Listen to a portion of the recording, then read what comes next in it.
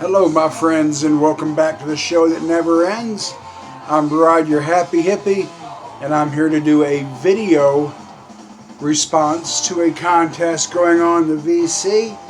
Aaron Alamare, I hope I'm not butchering your name too badly. He's a new guy in the VC. He's got a really fun contest going on. Let's support his channel. Let's get him up there in subs because he deserves a lot more. Really good content of what he shows. And the contest is a really, it appears to be a simple one, but it's kind of not tougher, but it's kind of more thinking involved in it than you might think. It's to show 8 albums or more by bands or artists who only made 3 albums or less. So it knocks out all the big guys like Floyd and Zeppelin and the Grateful Dead. Even some of the more obscure bands had a lot more than 3 albums, so you got to put your thinking cap on. And some of the albums, or some of the bands I thought of, I researched and wait, okay, they had more than 3. So, but here you go. Here is my response. Congratulations on your channel, brother man. Aaron, first one I want to show is Nathan East. And this is his first and only solo album. Nathan East is one of my favorite bass players ever. He's played with Eric Clapton, several years with Eric Clapton. He's played with Phil Collins and Herbie Hancock, as well as a lot of other people. This came out about 4 or 5 years ago. Really fantastic, kind of Saturday morning, early morning, kind of a jazz album. Covers a few rock songs on here. He has some guest vocals by Michael McDonald. Not a big Michael McDonald fan. This guy was also a bass player for Daft Punk for a period of time. Fantastic solo album. I'm a bass player myself, so very partial to bass players. Nathan East, one of my favorite. And part of the deal, he wanted us to show some from the 80s and 90s. This was a guy from the 90s, Duane Weiser. Excuse the glare. Don was only able to get out 2 official albums. They came out in the 90s. He did have either 2 or 3 45s, but never a full-length album in the 1950s. Rockabilly guy. There's a picture of the late Don Weiser. He actually played a few bills with Elvis Presley back in the day, back in the 50s. He went into the Air Force. He retired from the Air Force. He got a job, I want to say in a factory in Texas.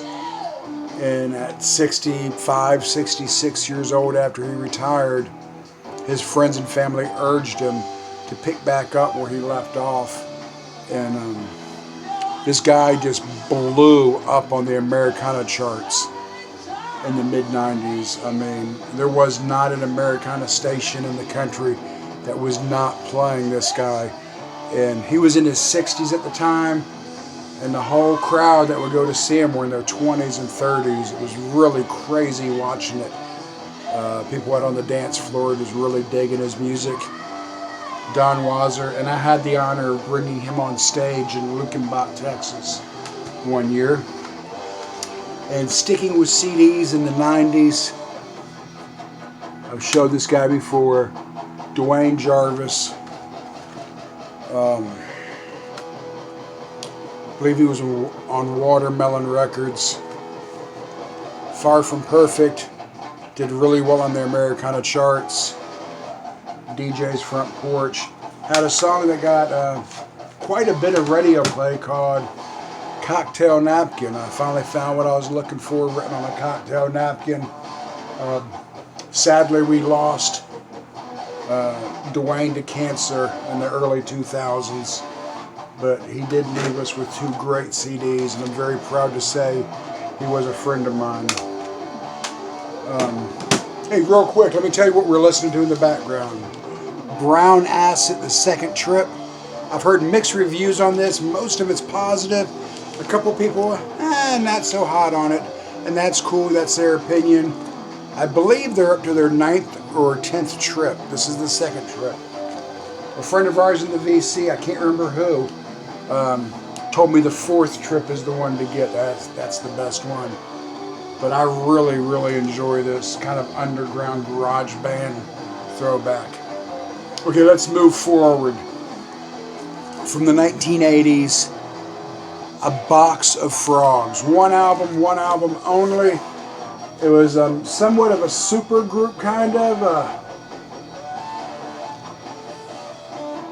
I think a couple of these members had once been in the Yardbirds, I believe. Please don't quote me on that. One album only. Really solid album. Did not get a lot of airplay, did not get a lot of publicity, but I've seen it a lot in the VC. Most of you know exactly what this is. Box of Frogs. Another album, going back to the 1960s. Blind Faith. One album only. There was a super group, you know who they are. It's an Acco pressing. Eric Clapton, Steve Winwood, Ginger Baker. Just crazy great album. Blind Faith. One album only. Let's move up into the 2000s with Leon Bridges.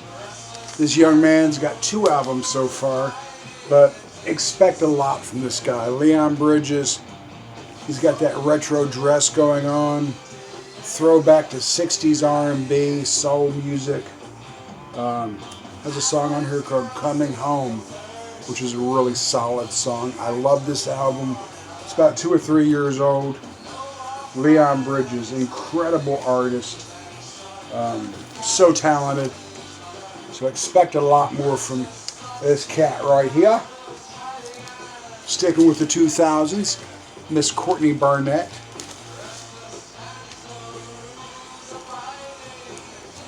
This is her 2nd album. Excuse the glare in advance. It's got that silver inside cover. This is album number 2 from her. Since then, she's come out with a live album. I don't even know if the live album is a full-length album, but solid album. Kind of reminds me of Chrissie Hynde. Kind of a bluesy rock, progressive rock. You really can't paint her with any certain brush, because I mean, she's the type of artist that's liable to come out with just anything. Tremendously talented woman, Courtney Barnett. Sticking with this century, the band Lucifer. I was just talking to Mike, guitar player 07 last night about this band Lucifer. Get past the name if you have to. It's just a name, right? They do a killer version of Dancing with Mr. D. And this was their 2nd album. A lot of their fans panned it. They didn't like it. They criticized it because it was more commercialized hard rock, if you would.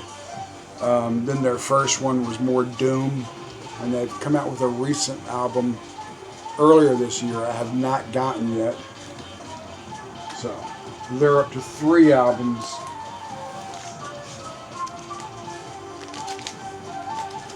And here's an album a band that only made 2 or 3. I know it's no more than 3. Minor Threat, out of Montgomery County, Maryland. People consider them a DC band. Minor Threat, punk rock from the 80s. Straight edge, hardcore, I guess is what they'd be better known as. Minor Threat. And this is Out of Step.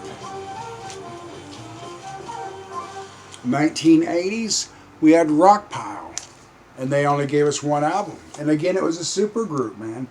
Oh man, who do we have in this band again?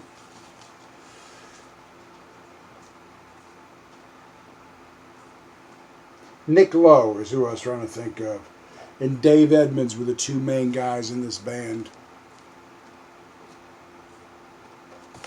Rockpile, great album. You could buy this used for probably like $5. It's a fun kind of 80s album. Definitely worth checking out, man. And again, they only got around to doing one album. I don't know if they just got busy with other projects or what, but they only gave us one album. And this band only gave us 3, and they're from the 70s, late 60s, early 70s. They put out a total of 3 albums. One of them was live, called Live in Japan, which I'd love to find a copy of that. But it's hard to find. This is a reissue of Leaf Hound Growers of Mushrooms. Wikipedia calls it stoner rock. It's kind of a psychedelic kind of blues rock, but very hard. Almost reminds me of early Deep Purple. Leaf Hound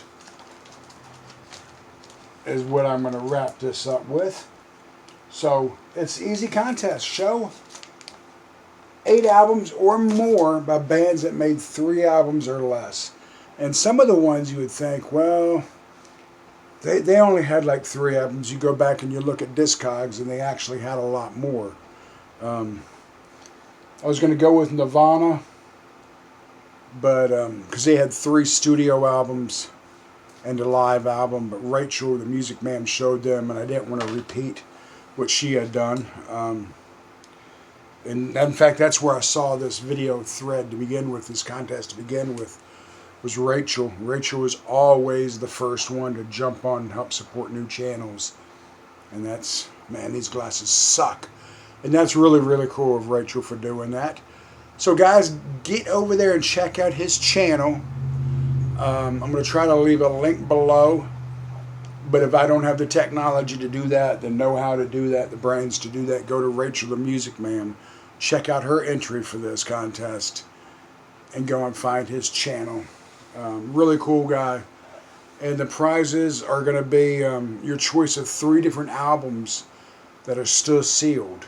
So one of them I think is Iron Maiden, and there's a couple other cool ones in there that he has still sealed from back in the day. So hope everyone's doing great. Be safe and take care of each other.